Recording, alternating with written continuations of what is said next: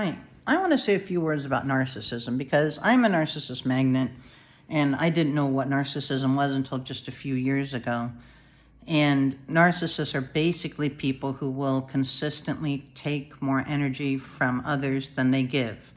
I view it as an energy game, pure and simple.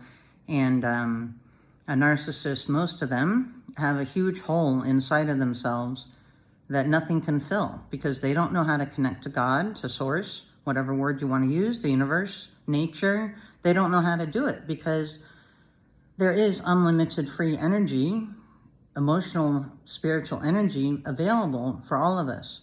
You can read the Celestine Prophecy. It's an old book. It's really good. It'll take you like a day to read it. Read it. It's all about energy. And a lot of people don't get enough when they're young, and so they devise ways of coping.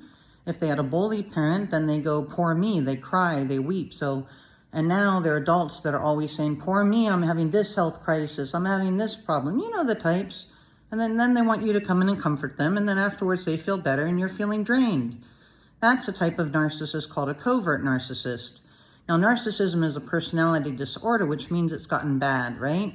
But a narcissist starts out with usually in one of the 4 energy games that is described in the Celestine Prophecy. And everybody does these things sometime in their life, all 4 of them or some of them. The bully is one. You get energy if you make the other person afraid. The poor me, child forms in response to a bully parent. So they get energy and attention by saying, poor me, telling them about their latest problem, their health crisis, they're always sick, right?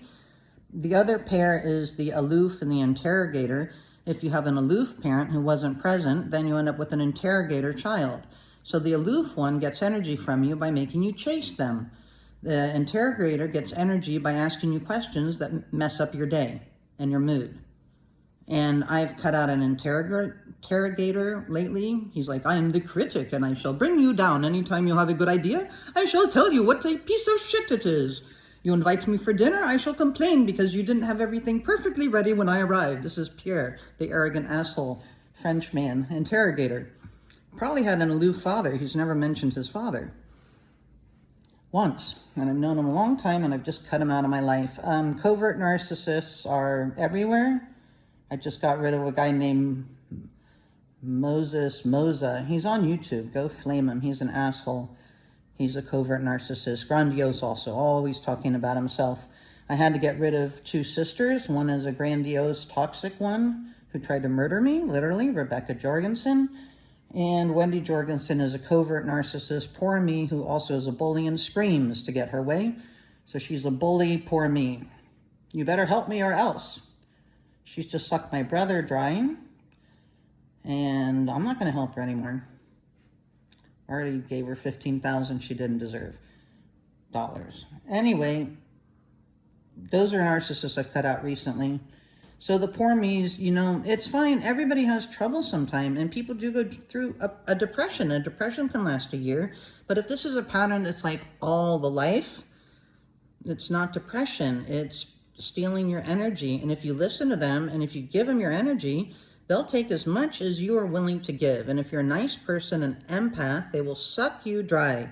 Now, everybody has some of these tendencies. And read the Celestine Prophecy. I did when I was 20 because my mom was a bully and she would scream and I would cry. So I realized that my sisters and I all had this.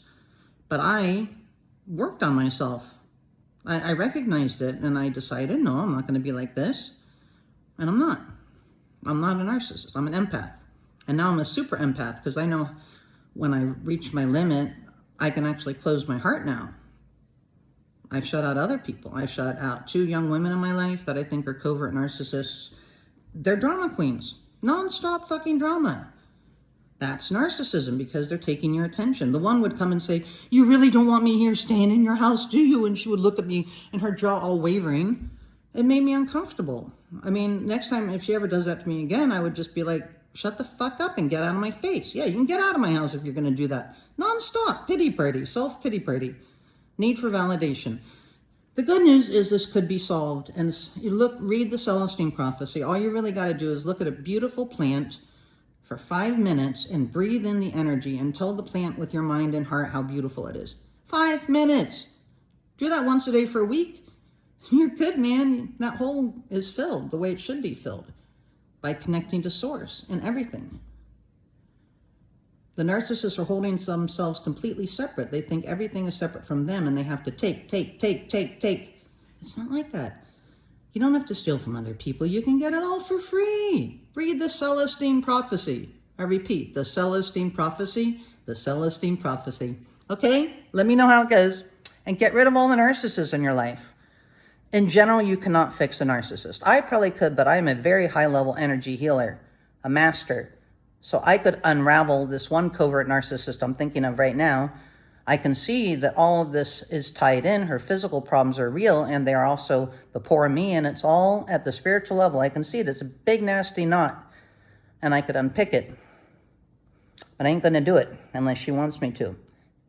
Really, like, begs, because she's pissed me off.